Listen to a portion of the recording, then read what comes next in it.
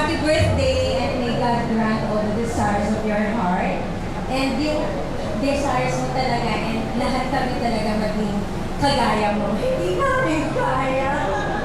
And yeah, sobrang thankful kami sa pagpapalaki mo rin sa amin. And actually, pag nag-uusap kami, meron kaming group chat na magkakapatid.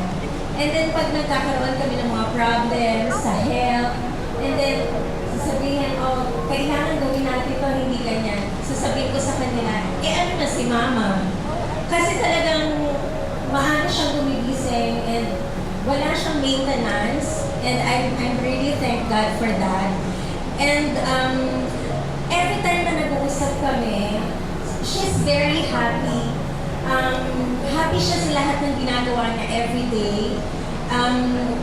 And especially pag tinanong ko anong activities mo for today, so ikukwento niya lahat. Like, aalis siya ng maaga and then a-attend siya sa AMBEL or siya yung magtatawag sa lahat ng mga pare, kung sino, and then yeah, sobrang busy niya na hindi ko siya ma-invite. Hindi niya kayang pumunta ng, i-invite ko siya sa Australia. Lagi niya sinasabi, hindi ako pwede, busy ako.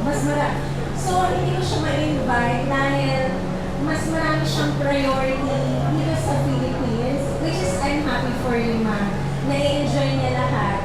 And then, yun, a-attend siya ng mass in the afternoon, and then after that, pupunta siya sa hospital kasi gusto niyang mag-evangelize. So, magbibigay siya ng mga handkerchiefs.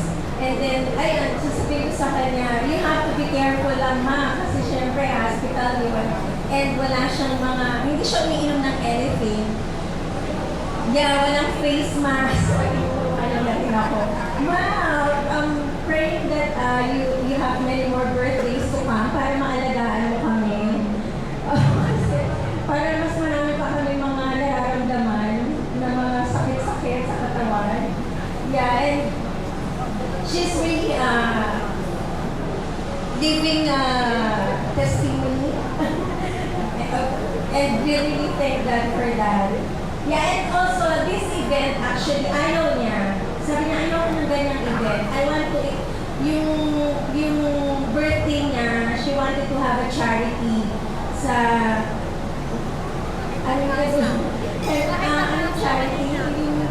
May gusto siyang puntaan na charity, and I told her, Bahay Pag-asa, Bahay Kalinga. And then I told her, no, it's okay. Yung 80th birthday mo, it's a charity. Hindi yung ibibigay nila sa'yo, i-donate mo or ibibigay mo sa mga gusto mong tulungan. And we really thank you guys, everyone, for your kindness and generosity. So, yun. Thank you so much, ma, for everything. Thank God. Thank you. Palakpakan naman po natin Ms. Rafa Mayor. Let's have a photo of the mayor. Next on stage, let's hear it from her eldest son. Palakpakan naman po natin Warren and Dara. Sir Warren. Hi, Ma. Happy birthday. Ako po yung panganay na anak ni Mama. Si Mama kasi, alam ko lang ko kay Mama. Nagbata po kami, masyado siya talagang busy. Parang time sa amin. So, para-attend siya sa mga prayer meeting. Hindi ko pa naunawaan noon. Talaga yung pangko ko malaki. Kasi sabi ko, napapabayaan mo yung mga anak. Pero habang tumatanda, habang nagkakaisip kami, lumalawak yung isip ko. Tama pala siya. Kasi kung hindi na ginawa yun, hindi kami ganito ngayon. Napalapit kami sa Diyos dahil sa kanyang nakikita. Lalo ngayon, mas lumawak yung isip ko sa pagkakakilala sa Diyos. mama, yung nag-e-bike siya, e-trike. Sa totoo lang, ako yung kumukontra. Sinasabi ko, ayaw ko kasi matanda na siya, baka mag-disgrasya or what. Pag nag-uusap ko yung magkapatid, kahit yung kapatid kong bunso si Boy at si Man, ayaw namin. Pero naisip ko rin, sabi ko, matanda na si Mama. Kung ano yung gusto niya, ibigay natin. Kasi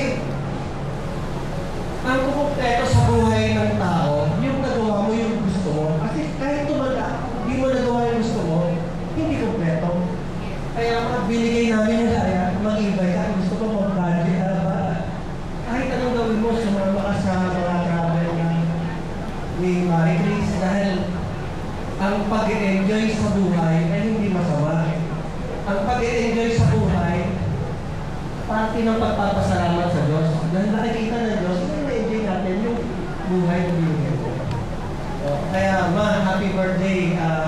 Wala na akong wish pa kayo, Lord, kundi ibigay yung pagpapala sa inyo hanggang nandito kayo sa lupa.